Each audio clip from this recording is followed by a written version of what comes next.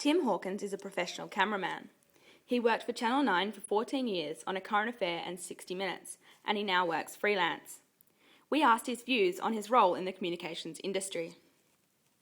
How do you see your role, or the role of the camera in the story? Many stories that you get sent to aren't picture related, they're content related.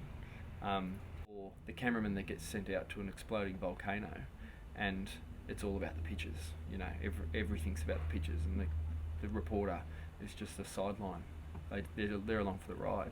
That whole story was all about the camera, and the expert that we took and the reporter that came along, I literally just pushed them in front of the camera when I felt that they needed to, and I produced that story through the lens, and I'm directing any of the talent to make the most of those spectacular pictures.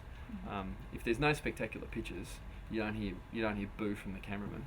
But if there's spectacular pictures, we come alive and we end up taking quite a leadership role in the team. We also spoke to Tim's wife, Georgia, former radio presenter and current reporter for Sky News. I guess now working in television, it's all about the camera.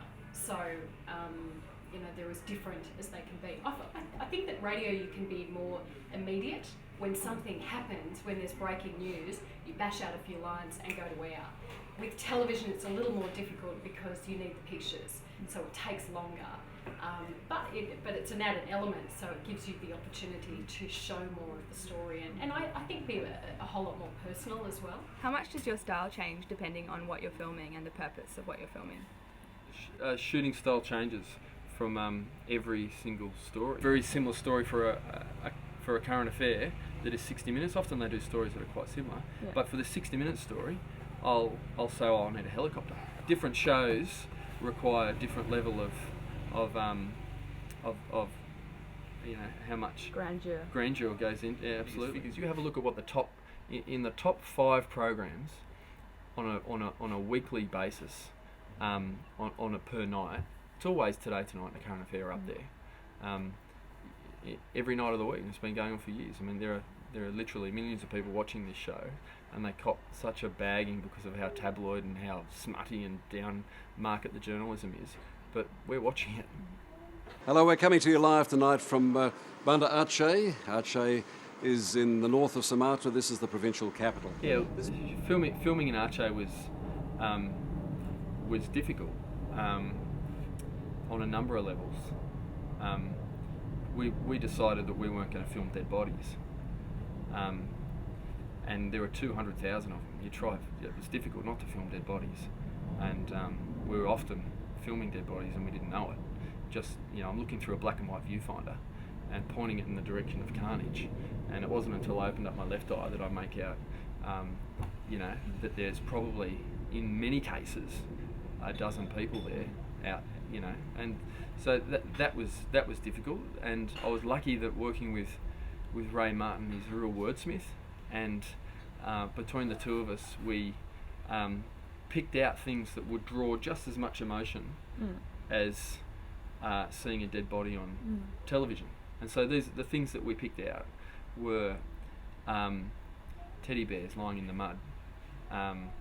The one that stands out the most to me is a photo album that was lying in the mud, and I just got Ray to flick through the photo album, and what you're seeing is quite obviously his family's dead, and what you're seeing is family photos.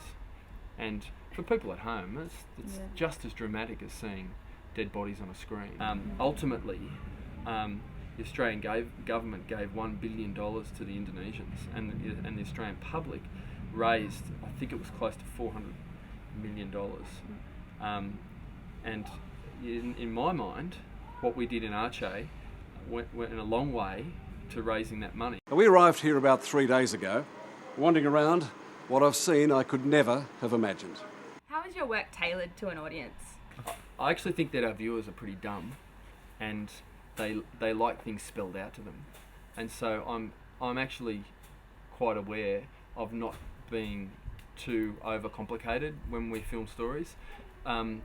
Generally, the viewers only get to watch it once, and if they don't get it the first time, they're not going to go back and watch it a second time. Some people will. Some people will want to get the deeper meaning out of a story. But at the end of the day, most people, they watch it once, and if they don't get it the first time, message is lost. At the end of the day, apart from wanting to do a good job, what motivates us is our job. It's what we get paid to do.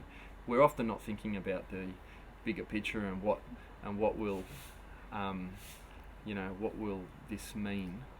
It's often more about just getting the job done, getting on to the next one.